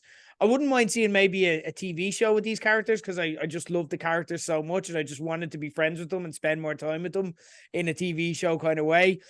But when you look at how tight the script by Nathan Bryan and Tom Elliott is, with every line telling you so much about every character, like Yas at one stage describes herself as interested in other people's messes. And you just hear that and you know everything about her straight away. And it's just such a great, deep script for that reason. Along with how kind of beautiful and vibrant that the director, Rain Allen Miller, makes South London, and how even the editing by Victoria Boydell makes this dose of insanity just glide along effortlessly. You can't help but feel like you think back and you're like, yeah, but what didn't they have? And they had everything, and it was just in 80 minutes. You just love these characters, and like I said, you just want to spend more time with them. So the only question I really have left to ask is, Tom, do you wave at boats, or do you just hate joy? I know it might seem like I would never wave at a boat, but it's funny, after seeing this, I actually was on a boat on the Thames, and it was like, wave, everybody, wave. Oh, yeah. I would absolutely wave at a boat. I feel like I have to now. I live beside I live beside water, so we'd see boats going by quite regularly, and I feel like I'm like, I don't want to be that guy. It's gonna stick with you, yeah. I should say, actually, like, when it comes to that stuff, I think actually what would be more accurate to me is like rom-coms generally are like make me feel uncomfortable. I don't know. I don't know saccharine stuff or the cold heart that I have. But yeah, this would definitely be probably one of the best rom-coms I've seen in the last few years. I really did enjoy it. That's actually one that I'm looking now where I put it in my rankings. I'm like, that probably should be higher. It was got fucked over by the nebulous star system, where somehow most things are 3 stars for no reason. Interesting. Okay, we're getting deep into the list now. In it, you're number 4. I just mentioned a genre I don't like, and I always look an absolute twat when I say this, because I've said it on my own podcast. I say it constantly on Top of the Pods, which you can find on YouTube as well, where we take top 10 lists and then rank them in our own way. And I always am like, coming of age films, bleh. And then I always have to eat my words because there's so many good ones. And this is another one where I just never expected this to be so high. But I think it was one where the audience was with just ate it up. And I don't know why, but if you can make a 31-year-old man feel like a teenage girl, you've done something right. And that was Are You There, God? It's Me, Margaret. Okay. For me, I didn't really get this. So I'm looking forward, because you have a history of making me appreciate things in a way that I haven't before. So I'm very interested to hear your thoughts on this. Oh, now I wish I had more notes. Yeah. This, I don't know. There was just something there was such a pure heart to this. It's obviously a book that's been so pivotal to growing women in America for decades now. And I thought it was so refreshing to see a film aimed at young women that wasn't like nudge nudge wink wink or like trying to impress certain people, or here's how you should be as a woman. It was just like, this is what life is like as a teenage girl. And there was lots of moments where that was terrifying, but there was lots of moments where there was a kind of sweetness to it. I thought Abby Ryder Fortson just melted my heart in this role. She was so likable. She felt like I just think the characters in it felt so real. I feel like it's one that, and obviously there's all sorts of conversations in America about burning books and these kind of things. And I feel like this is a film that should be shown to so many people when they're that age. Because for me, it was like, I've never been a teenage girl, not to shock anyone. I know I have amazing bone structure, but like, it made me kind of think about things from another perspective. Not that I never thought of them that way, but it really made me kind of go, huh. It made me assess things in my life where I was like, I've never kind of seen things from that way. I've never really thought of the struggles of a teenage girl through that lens. And, it is a kind of a period piece as well, from memory. And I think that kind of nearly is a period piece. Yeah, hey. Damn, it was right there, Tom. But I thought it was such just such a welcome breath of fresh air for me. I thought that the kind of relationship between Margaret and her mother was so lovely. Because again, as a man, it feels like, at least in my upbringing, it was like, okay, something to do with sex or something, get your dad in there. So it was nice to see kind of the other way around for me. And I feel like there's parts of this where it just felt real. It really hit a nerve with me.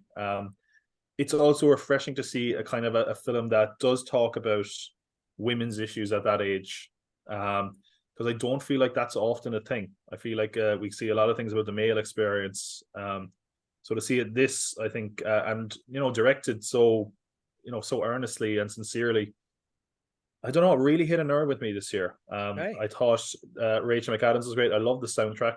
I think the fact, as I said, the fact they made a man in his 30s feel touched and emotional is a real testament to the work of Freeman Craig, I think was the director of this. I think it was produced by James L. Brooks as well.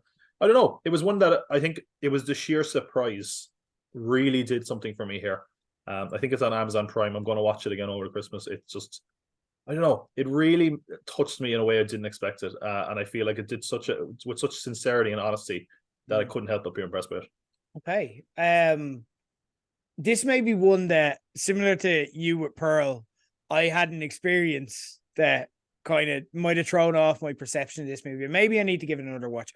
I enjoyed it. Don't get me wrong. I thought it was a fine movie. I thought it was I'm a bit cynical now. And whenever I watch something that I'm like, this is the great American movie. Do you know what I mean by that? Like it's got like a formula and you know what's coming and you're like, oh, here's where the obstacles coming. Here's where life gets difficult. But it was like, again, it was likable enough that like it overcame a lot of that for me. And, I did buy into the characters. I bought into the relationships. For me, though, my experience watching this was very random because this was another movie where I think I saw 2 or 3 movies that day. And this was just like kind of the last one that I saw. And I'm just literally just bouncing around the cinema from screen to screen. And then I'm walking into this one. And I have I'm a big nerd. I'm a local cinema at this stage. All know me. And I have like my favorite seats that I'll go to, as any true cinephile like ourselves would in certain screens, like our areas we like to be, or we have our own thought process behind it. Probably a good discussion for another day. But like in this particular screen, the only seat that I like, is it's a really tiny screen, is in the very corner at the bottom. And as I walked in, I noticed there was only one other person in the screen, but it did fill up a little bit afterwards. It wasn't jam-packed or anything.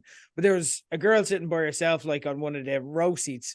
And she kind of just looked at me for a while. And originally, being an egomaniac, I'm like, does she fancy me? But then like, I was like, no, she's looking at me. And then I'm like, what the hell? Because I'm by myself. Like, and then as more people walked in, I noticed more of them looking at me because it's just gangs of girls walking in, watching this of a certain age as well. Because it's not something that teenage girls are going to see. It's not Barbie. It's something that like people in their 20s and early 30s are going to see who'd have read the books. And like, again, then the movie started and I got the team. And then I read up on it afterwards. It all made sense. They're going, what is your man doing here by himself in the corner? And I'm like, oh yeah, I get it now. And the entire movie, I was just kind of distracted, going, why were they looking at me? Like, what's going on? And my social anxiety was triggered. So maybe that impacted things for me. But again, you've intrigued me. So no, I definitely get you, because like when I saw it was a preview screening when I saw it, so everyone just went because it was like, I don't know, a week earlier or something. Yeah. So the thing was packed, and there definitely was kind of an uneasiness from the men in the audience. Where I said, like, can I laugh at that? I must increase my bust, and then all of a sudden by the end everyone was won over. Yeah, so that was a great experience that I had. That's particularly like, I was the exact same, because I'm like, I don't know if that's okay for it's definitely okay if you've lived it, but like if I'm laughing at like young girls talking about their bust, I'm like, what does that say about me? Again, social anxiety triggered by the few looks that I got and way overthought. So yeah, I'll give it another look and see. I feel like we both got very psychological on that one there. Yeah. Who expected? So. There God, it's me, Margaret. We're like, what does this say about us though? That's a good movie. That's exactly what these type of movies exist for. In at number 4, I've got Spider-Verse, which for me, right, I just want to put it into perspective, because for me, this had no right to be as good as it was. Into the Spider-Verse was successful for such singular and you would think unrepeatable reasons of trying to do too much and somehow succeeding on every level to deliver maybe the best ever animated superhero movie for me. Not the best even of the year for Tom, but for me, maybe the best ever. But what did they attempt with the sequel? Not only did they bring back the entire cast back together, despite ending the first movie in a way that made that next to impossible, they did that effortlessly, by the way, but they expanded the Spider-Verse to bring in almost every iteration of Spider-Man you can think of in a way that attracts, but can only piss off the nerdiest of spider nerds that they're trying to get in the door. Again, they succeeded on that. They had to keep the story central on Miles, Gwen, and the core group of lead characters that they'd introduced, but also they had to give us new characters to care about and find time for them within the kind of labyrinth to shine and connect with us. They had to find a villain to set all these things into motion.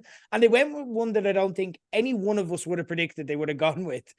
All the while, they had to kind of maintain the beautiful artwork that became a trademark of the original. At some stage in that process of trying to do that many things, the artistic integrity of it all should have been compromised. Or on the flip side, it should have alienated a decent portion of the massive audiences it attracted by being too nerdy and niche. None of that happened. Instead, they delivered another fucking masterpiece on par with the first one. Imagine, like, for example, Tom, imagine I told you, did you hear they found the Mona Lisa Part 2? Which is her just sitting there in the same way, but this time she had her arms folded and she definitely was smiling. And you'd say, that's a fucking joke. There's no way they can redo the Mona Lisa. Da Vinci didn't even try, but across the Spider-Verse redid the fucking Mona Lisa. Now, that's not to say there wasn't a cost at all this, okay? Sony had to deny allegations of poor working conditions after over 100 artists left the project before its completion. Even before the strike, we were getting internal leaks that came out that said there'd been zero progress on the sequel and it wasn't even close to making its March 2024 window. I think after the strikes, we can safely say, without a trailer or any news or release date or any word from this, that is now way off the table. But that's behind the scenes and that's affecting the next movie. And can they do it a third time? Probably not. Okay, let's call it a spade a spade. But on screen, for me, we got an absolute treat. And the only reason I didn't consider it perfect, the only thing that held it back from being my favorite movie of the year, was because essentially it's only half a movie, which again, maybe something we look back on and we're thankful for when the entirety of the series comes out and it's perfect. But without an ending, I can only have it as fourth. It's the same reason with Harry Potter Deathly Hallows Part 1. I'm like, it's half a story and you just didn't have a full ending. You got us to kind of the middle of the second act. You literally cut it off halfway through. Can they redo the Mona Lisa yet again? The Mona Lisa tree, tree Mona, tree Lisa. I'm a little bit more cautious after the production stories came out, but I was skeptical of this and they did the thing again. So who knows? Loved it. Spider-Verse in a 4. Yeah, no, I can't even argue. This was like my number one for most of the year. Like, I think it's gorgeous every single frame of it. As obviously, I'm glad you addressed the cost of it all because that has been a big backlash to the whole thing. Yeah, I think it's one of the best superhero films, one of the best animated films. It's amazing all around. The voice acting is outstanding. It's creative. It managed to make what everyone else is doing at the multiverse seem kind of dull by comparison. Yeah, I could have just watched it for hours, and I think that did take away my enjoyment, the fact that it is half a film. And I remember when I watched this in movies, not in movies, I watched this in the cinema. Someone obviously, or a few people obviously, were not aware of that, and they were just like, "Oh, what?" And yeah, I kind of got it, even though I knew there was another part coming. And it seems like that could be a while away yet, but I think it's a phenomenal film. It's a phenomenal triumph. I feel like if they nail the third one, they've genuinely got an argument for the best superhero trilogy ever. Yep. And it's something that's absolutely breathtakingly creative, inventive, interesting, and funny. You care about how it's hard to get excited for a lot of superhero films when this one is out there, just because the characters in this, like Miles and Gwen, like care about them so much already after just 2 films. So yeah, I could see an argument for this going way up my list, and I wouldn't even detract anyone that had a number 1 film of the year, because it definitely was a phenomenal film. Fantastic. Now we're getting into the middle stages, guys. Top 3. And there's one that definitely hasn't been mentioned that I think we're both going to have, and one that it's still outstanding that you've mentioned already. So interesting. Okay. I'm very excited to compare notes. I'm really nervous now. I'm like, God, what should I have up here? For me, this is one that had so much hype behind it. And it's funny, I said that rom-coms aren't for me. This was one where it was about romance, and kind of missed romance, missed connections, Past Lives. We've got the same number 3 film. Same number 3. Yeah, love it. Yeah, like I even wrote here, movies about love aren't usually for me. I thought this was excellent though, because it was less about love. It was more about kind of the lives kind of unlived. And I think that's something that haunts all of us. That we think like, what if I had done this? What if I had done this different? And to have kind of the specter of someone from your past come back, it just felt so raw. I was almost emotionally manipulative, but just brutally honest as well. I just love how it didn't really make anyone out to be the bad guy either. It'd be so lazy. A much lesser film would have been like, guess what? He's an asshole. No, he wasn't. It was just two people that could have been together and didn't end up together. It was so I mean, it just touched me deeply. It felt like, you know, you were in the shoes of the characters who missed the love connection all the way through. And as much as you kind of wanted them to get together, you also didn't want them to kind of ruin the lives they had. It was really like it's a movie that kind of stirs conflict in you. I think like that's very rare with some of these films, with the romance movies, because it's so easy to just say, oh, he's the bad guy, go with the good guy, go with the prince, and say, you know. But this feels like it had that. I don't know. It feels like the final scenes, especially, were so powerful. Like that ending scene, if like there's a big moment of kind of relief, or a release of emotion, I should say. And I think everyone in the cinema watching it felt that at that moment. Greta Lee is fantastic in the film, for a debut feature as well. Phenomenal. That someone could come off as this accomplished just on one film. I thought it was a fantastic film. Definitely belongs in my number 3. Yeah, and I think it's something that, again, same 3 for me. Which means that 2 and 1 get very interesting, but let's save that for then. I think what's so great about this is we, like you said, we all have a past lives moment. What I joked about at the time was it's gonna spark like a trend of like people just showing back up into people they didn't really know that well. And it's like, look, it's happening. The movie, it's me. And it's like, I saw you like past lives on Facebook. Remember me? I got a restraining order against you 15 years ago, Gregory. That still stands. This isn't a past lives moment. But all of us have those kind of past lives, sliding door type moments in our lives where you think back to an experience or a choice you made or someone you liked, and you're like, that might have been my soulmate, but then life just kind of happened and it just didn't turn out that way, and it makes no sense. But we can all just relate to that, and Celine's song tells it so, like you said, disciplined and so real and so authentic, and just never ever cheapens anything by kind of rushing towards the end of a will they won't they, or kind of again just selling out for the sake of a movie trope that would have been so lazy and cheap to do so. Like, you know, you had Greta Lee as Nora and you had Teo Yu as Hae Sung, and the question is if they have Inyan, which I loved, and that just made me think about things differently, which is kind of a Korean concept based around fate but specific to love. It's a very similar concept to the Black Mirror episode Hang the DJ of, you know, in 1,000 simulations would you get with this person 1,000 times, but what if you didn't, and what if one simulation was just completely different? The script is just gorgeous at times, with a special hat tip to someone who doesn't get a lot of credit for this, but I loved, and that's John Magaro, who played Nora's husband Arthur in this, who gets many of the best lines in this. Like, I loved the joke where he just starts going, I'm clearly the villain in this. Like, and that's the thing, they don't have a villain in this. Everyone's likable, but he's observing that from afar and going, I'm the evil white American here in this amazing love story, and I'll just see myself out here. Or telling Nora, like, again, on a different profound level, like, just the way that they express this is just so beautifully written and perfect. Like when he says, you dream in Korean, you dream in a place and in a language where I can never go. I can never access a part of you. And again, he just sees Hae Sung and how he can access that part of her.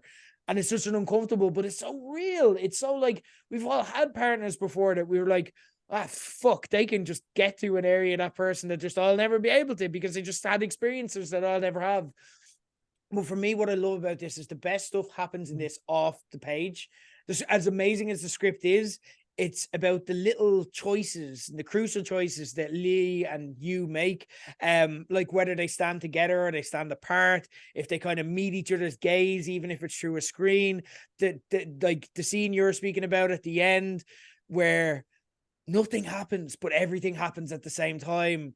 They're just standing there and their bodies are just slightly moving, and it's just the most gripping scene you're ever going to watch. Yeah. And you don't know if they're gonna kiss passionately. You're like, maybe I'm just putting that on them, like, and that's not what's happening, or if they're just gonna shake hands and be like, yeah, see you later. And that was it. I can't do it justice, but the lead performances are so precise and their chemistry is just jumping off the screen. I haven't met one person who's seen this movie who doesn't absolutely love it, and for good reason. It's a strong contender for Best Picture, and though it's not top of my list, I will not begrudge it if it wins it. It is phenomenal. It deserves the award successes coming its way. It's just a case of what it gets and what it doesn't. Loved it. Past Lives. That's fantastic. Now, we're into our top two. We know we're not going to have the same top two, so it won't be a repeat of last year's because there's one outstanding from your list that's still on mine. So, in at your number two. This is where it gets really spicy. Oh dear, this is where the fight starts. Okay, so I think with a lot of movies, we've kind of said a lot about how sometimes you bring your own experiences to a film. This is one that debuted a lot of places last year. It was the start of this year in Ireland. It was a small international film called Close. I have it on my list. Oh, really? Okay, so should I stop talking? We'll discuss it because I have it higher on my list. Ah, there we go. You've got Oh it. my God. You've I wonder where it to could be on his list. Close is my number one, so we will discuss it. Don't worry. Love it. Love the fact that you have it too. Amazing. And deserves it. We will talk about that. Well, first of all, we'll get to something you've already spoken about, okay? Anatomy of a Fall is my number two. And it's just so weird that I've gone around the past few weeks whistling to myself 50 Cent's PIMP, the instrumental version. And it's because of this incredible French art house murder mystery courtroom drama, which, by the way, if you go to the instrumental version of PIMP, which I have done many times because I'm not messing. Same. If you've gone, have you looked at the top comment? The top comment is sounds like the perfect song to fall out of a window to, which is just incredible that many people have seen it and get it. This won the Palme d'Or at Cannes. I said at the time I reviewed it, and I stand over it, that this might be the best courtroom drama ever made, and I don't believe I'm being hyperbolic there. Justine Triet creates this almost unbearable tension around whether Sandra Hüller's lead character killed her husband or if indeed he fell out of a window, as she claimed. What I admire most, though, is similar to Past Lives, it's so disciplined. It's never in a rush towards a finish. It's not about did they or didn't they, although it also totally is. But it's not about answering that question for you. You're left yourself to debate that in a way that never feels like a cop-out because it's so specific and rich in detail, character and scripting. You're also ridiculously off-balance the entire movie, needing to know if Fuller is who she seems, but also in no rush to know at the same time because you're just enjoying the story unfolding in front of you. They could have easily had a scene in the middle. And again, like similar to what you said about Past Lives, lesser movies would have had a scene in the middle, which kind of gave the game away. And then now it's like, oh, that's the killer. That's what happened. Or this is a twist. And now everyone else, and we've delivered the secret, but nobody else knows. But that would have totally cheapened it and taken the fun and the tension out of it all. What I loved about this as well is, and again, we're just saying similar things that we said about Past Lives. There's no antagonist here. And again, the script and performances have empathy for every single one of its characters, while also admitting at the same time that they're all flawed and they all have biases and they all have prejudices. Usually in these movies, either you have the defendant who's clearly guilty and we're rooting for their demise and to get their comeuppance, or they're wrongfully accused and the prosecutor is the villain. In this case, you have Antoine Renard as the lead prosecutor. He's squarely on the side of justice and just ruthlessly good at his job. And I loved him because this is a long film where essentially it's a 2.5 hour movie with the second half just pretty much all courtroom based. And it's just a courtroom setup. A lot of it is just interviewing. It's just talking. It mustn't cost that much money because it is just people talking in rooms. But he is both theatrical and makes the long courtroom scenes where he's in feel cinematic, while also at the same time being really authentic and really impassioned in his performances. And then there's a couple of scenes within this that kind of, the word breathtaking can sound cliche, but you generally don't want to breathe because you feel like you're on the cusp of it all unraveling and everything you thought you knew is going to come apart at the seams.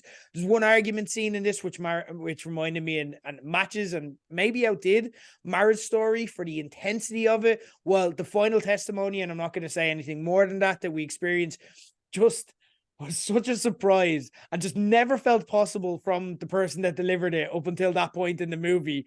And then they just come out and it's like, I did not know you were that fucking good of an actor. Holy crap. It's long at 2.5 hours, but that's a feature, not a bug. For me, I was gripped from start to finish every second here. Like, listening to the best murder mystery podcast where you're just dripping over and soaking up every little bit of detail they're willing to give you. It was so close to my number one, and I don't begrudge anyone who says it's their favorite movie of the year or any of the award success that's no doubt in its future. Anatomy of a Fall, I loved it. It's in my number two, but you guessed my number one. So I want to leave a bit of tension actually for your number one, but Sure. so we'll get to it. We'll discuss close next, but I want to hear your thoughts on Anatomy of a Fall. Yeah, also I should say this is another one that I have a proper full review coming of hopefully next week. Nice. And I'm also looking at my top 10 now and I'm like, I put Ninja Turtles and there goes me Margaret over this. But okay. Look, yeah. no, this is one, again, it's one that I only saw recently as well, so maybe that it needs a bit more time to sit with me, but such an old school engaging courtroom thriller. Like, it felt like something that, like, if someone was like, here's a lost Hitchcock film, or here's like an old film that really hadn't seen the light of day, it feels like you have something that's like, wow, we don't get many of these anymore that are this good. Sandra Huller is amazing in it. The fact that she's like jumping from language to language and never feels like believable is really impressive. I also wrote in my own review that I'm like, this is a film that and so much of it, like the way it's presented, you'd be like, oh, it's a very pretentious film.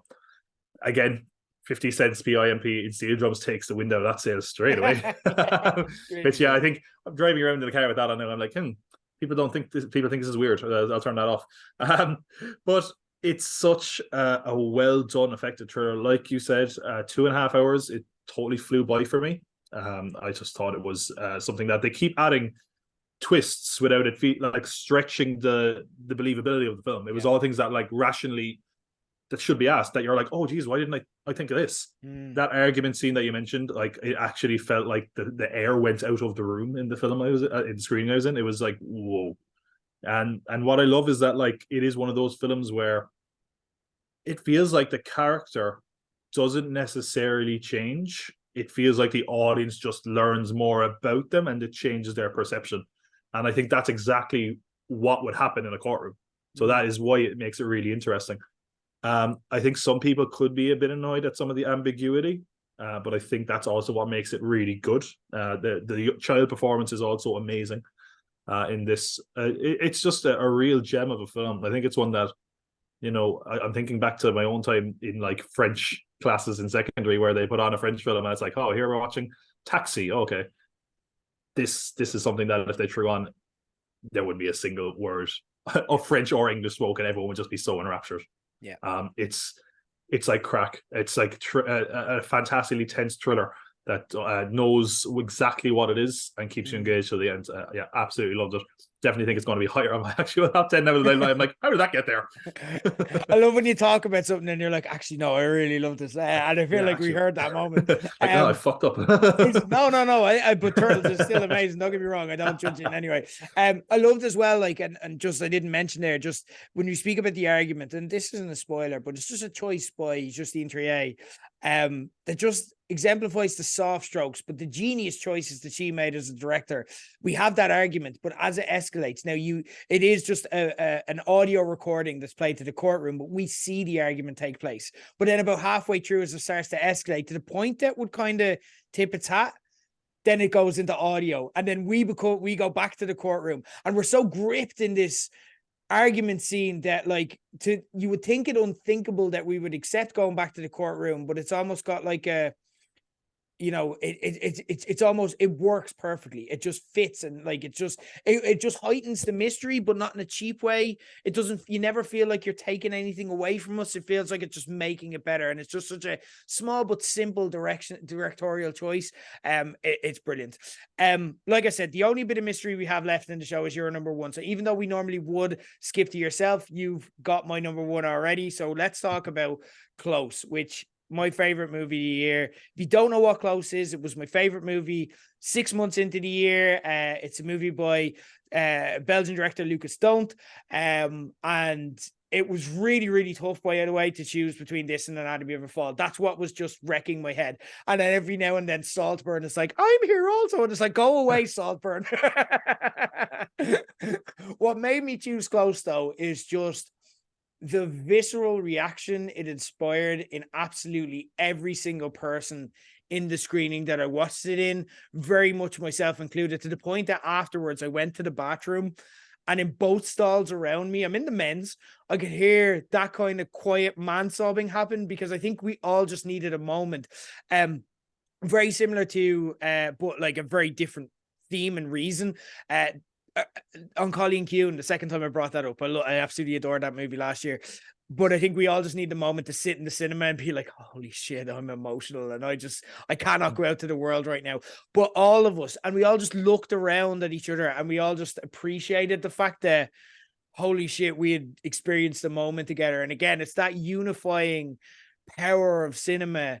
And what that does. But again, this, by the way, is a sad movie, and only watch it if you're in kind of the right emotional state to kind of deal with it. And with that, if you don't know the plot as well, I'll kind of give you the gist. Two young boys growing up together in Belgium, in a very kind of progressive, accepting area. They're very they're very tactile with each other. They'll kind of, you know, again, not in a sexual way in any way, but they'll kind of play with each other. They'll touch each other. They sleep together. They hug each other in a way that we might be familiar with, and challenges the audience in a way to kind of watch. And again, but again, nobody asks any questions because they're happy. And why would you ask questions of two children that are happy and aren't doing anything inappropriate? And it's just fine. And it's this beautiful friendship that we experience. Then, of course, they go to school, and this reminded me of a French movie that I saw last year, Playground au Monde, because it reminded me and just traumatized me about how shit school is. The other way everyone said it's the best years of your life, but like when you experience, particularly secondary school, I think, and you get into that stage of like teenagers being dickheads, and then you're just like, oh, people are horrible. Like, why do people love this so much? But then, of course, the obvious questions start, and the obvious jokes start, and people start questioning if they're gay. And then they start to have that little drift that friends do, and we can all relate to, where it's like, oh, I have my friends over here, and these are my friends, and I'm friends with them because I'm interested. And no one's doing any harm here. No one's doing anything wrong, but you just feel the pain of that drift that they have. And then, I'm not going to give away what happened, but there's a moment in the movie that's just so breathtakingly shocking that it sucked the air out of the room and left every single one of us flabbergasted. And the most masterful part about this moment is that it happened entirely off screen, and instead we experience it through people learning about it and the consequences of it that make up the rest of the movie. And it's like that age-old comparison in a completely different way to kind of Reservoir Dogs, and that you feel like you've seen and experienced it firsthand, even though you haven't. You only realize afterwards that you didn't experience it, but the pain you experience in it and everything else is very real. And what adds to this is the story of this movie, that the lead character is a child actor called Eden Dan Bryn, I want to say that right, who is a person that writer-director Lucas Don't. Have you heard this story before? No, this is totally new to me. Okay. He saw him on a train one day and he didn't even hear him. He was listening to some Max Richter in his headphones, and he saw him just interacting with his friends. And he said, that's my guy. That is Leo. And he invited him to audition. And not only did he nail it, he is the lead in, from my money, the best movie of the year.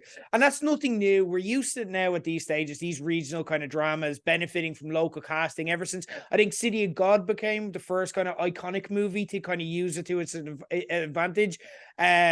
But usually where it is these extras or auxiliary characters to get a few lines, and they use actors to kind of carry the leads. This movie's success or failure rests entirely on Dan Breen's shoulders, and it's my favorite movie of the year. I spoke about Un Monde, and again, it's kind of those making you feel those super specific emotions that you'd kind of forgotten or repressed in a lot of cases. The really like heightened stress of the schoolyard and how little decisions get there. But it's so much more than Un Monde offered, because it just explores and challenges the audience with themes like young male friendship, having to kind of cope with the world when it casts its kind of judgmental eye on people just existing and being happy and harming nobody, the social pressures that being a teen brings, and the damage that even the smallest of slights can cause other people, and the unfair weight that all of that puts on the shoulders of teenagers who can't even understand themselves or their choices to begin with, and never mind deal with the consequences. Close is a masterpiece. It's on movie. It's on Mubi at the moment. Be prepared. It's not like, don't watch this on Christmas Day. For God's sake, don't watch it on the day of joy. But if you want to watch a great movie over the Christmas period, just prepare yourself. It is very emotional. You are going to bawl. It's not necessarily a pleasant experience, but it's an amazing experience. I love this movie. Tom, talk to me about my number one, your number two. So, I mean, I can echo everything you said. I have very few notes written down because it was absolutely a heartbreak movie. And I'm going to peel the curtain back here in a way I don't ever really do on microphone. I'm a primary school teacher. So I'm dealing with kids. Sometimes I'm dealing with kids who are going into secondary school. And God, this one really broke my fucking heart. Because I see kids like this. I see kids that are very tactile with their friends. And it's such an innocent, pure thing that as people get older does kind of become corrupted and cynical and nasty, and it really broke my heart. It was such an emotional film. Like you said, when it ended, I just sat there for a few seconds, just not really knowing how to face the world again.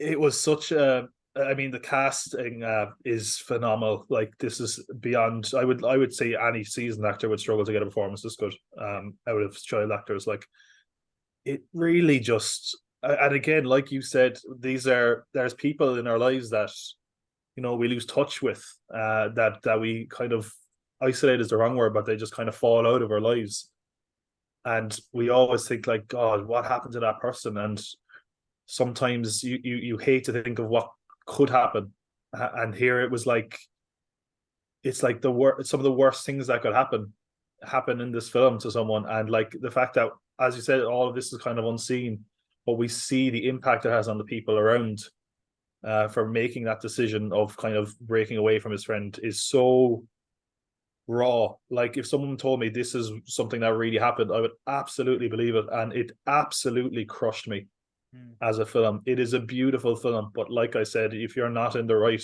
headspace for it, it's going to be a hard one for you. And it's something that I just had to kind of sit and think about for so long. But yeah, it really hit me in such an emotional place. Like, I would say, honestly, no film this year, even though the number one film is one I preferred overall, this is the one that hit me right in the feels, and not in a nice way, in such a sore and painful way. It's amazing. You should definitely go see it on movie, but be in the right headspace, because it's one of the most devastating films I've seen in a long time, but I did love it for what it was. And it's one of those that kind of contradicts what I was saying earlier about a movie that you prefer to watch over everything else. And it's mad that this is my number one, because again, it's something that I haven't been able to fully face a second time, and I will, and it's great, but it's the emotional impact that it has. And you just have to give something that moves you in that way. You just have to give it its due, because it's not doing it in a manipulative way. It's not doing it in a cynical or cruel way. It's doing it in just a real way. And that's what hurts the most. Amazing movie. Delighted. You're the first person I've actually talked to that has seen and loved Close as well. So big fan. I know I'm doing it with the right person as a result. But really, what intrigues me is I've emptied my gun. I don't think we've even talked about I don't think there's any movie left that we haven't discussed at this stage, which leaves your number one a total mystery to me. I am on the edge of my seat it's here. Almost like I planned it. Tom, what have you got? Jesus. This is funny because you probably have seen this film now. Like, geez, maybe I should be second guessing. Like, but I think, you know, it goes back to what I said about close, which is that you often bring your own experiences to a film. And while I couldn't identify with the LGBT themes in this film, the kind of idea of a teacher being discovered as something, which I guess this is me with the podcast and YouTube, which is obviously not as substantial, but I don't want anyone to see me talk about movies where, you know, someone licks cummy bathwater or whatever. That could be any movie, no spoilers. That was Oppenheimer. That was Turtles Oppenheimer. got weird, man. That's what we were on about, milking, you know. Jesus. Oh, you thought we were highbrow? We're bringing it down a notch. So I saw this film as a total surprise. I didn't even get a chance to see it in Ireland. I just happened to be in Manchester and there was a film playing. I was like, yeah, I'll check this out. And that film was Blue Jean. I'm assuming you've seen this. Oh, what a movie. What a number one. I don't hate it. I get it, especially with what you've told us about, like, you know, your job and everything. What a movie. I don't hate it. I've seen it. It's not in my top 20, but I also don't hate it as number one. Let me try to justify a few more things as well about this, because like outside of my own discovery, I've, you know, dealt with, like, the general plot of this is that there's a teacher who is a lesbian, and she ends up teaching a student that is also a lesbian.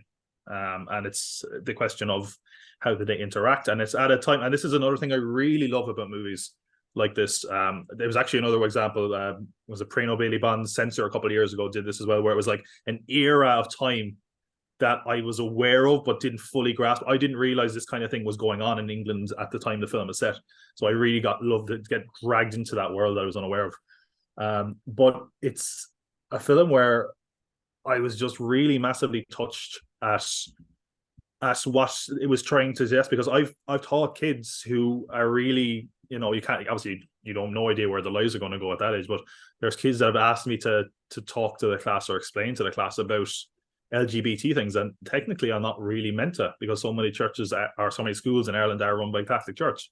But I always try to do my best, and here it was like I was like looking at a mirror in some ways, where it was like, what would I do in that situation? And it was such a heartbreaking film at times, because you really did feel for the characters involved. I'm for struggling to remember the actress's name now, who was the lead, but she was phenomenal.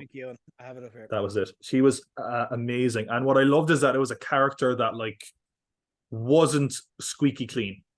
You know, she makes mistakes. There is moments where you're like, oh my God, she's a horrible person. But then it really forced you to kind of, and maybe it was just me with my own experience, it really forced the mirror on yourself. Well, what would you do? What would you do if you were in this situation? It just really made it uncomfortable for me as a watch. I said, even my first note, I said I could see this being one of my favorites this year. And it's outside of the few films I've removed because they're coming out next year, it is my number one film. I said a film that's intense, really puts you in the shoes of a character who feared their sexuality being outed, even at times when she was not a good or sympathetic person.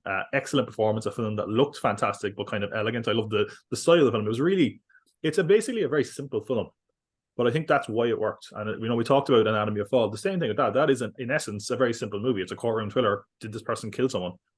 It works because it really got into the characters. I thought it maybe a little bit glassy-eyed by the end, and I think I can say that about the first top three films for me. And I thought it was all credit for not having a kind of a sad, depressing ending. And this was a big one for me. I think near this time, I was doing a top 10 list on LGBT films. And I really went back and appreciated this one more, because so many gay stories, lesbian stories, trans stories, bi stories, they end on such a sorry note. And this one didn't. There was a kind of enough hopefulness that made me feel like, okay, it wasn't all miserable. It took a time to get there, and it made me feel hopeful. And yeah, it really stirred something in me. Again, I think we always bring our own personal connections to a film. And this was one that really did personally connect with me. So yeah, Blue Jean for me was my number one. Yeah. I don't hate it. Like I said, wasn't in mine, but also I get it. I get why you'd see it that way, and it's a very powerful movie. It's a real hidden gem. I haven't heard it spoken about. I don't know if I've even thought that much about it myself. But again, like, I did love it. I just remember coming out of it. That was actually what was interesting, because before doing this, I was like, let me look and see where you could find it. You can buy it off Apple. That's it. It's not on a streaming service. It seems like, I don't even think the sites that I normally search to see if there are movies, like in America, you can't find it at all. It seems like it's totally been forgotten. And again, maybe I'm just love championing the little guy or little girl in this case. But I don't know. It was one that I really loved. Like, it's something that, like, because it gets, particularly with the teacher thing as well, it gets so specific into that. It gets really into the weeds of it. But it's also just, again, I'd echo what you said. I've got no other kind of notes on it beyond what you've added, where it's like, it just makes you feel like you're there, and makes you feel the prejudice, and makes you feel the threat that's around her at all times.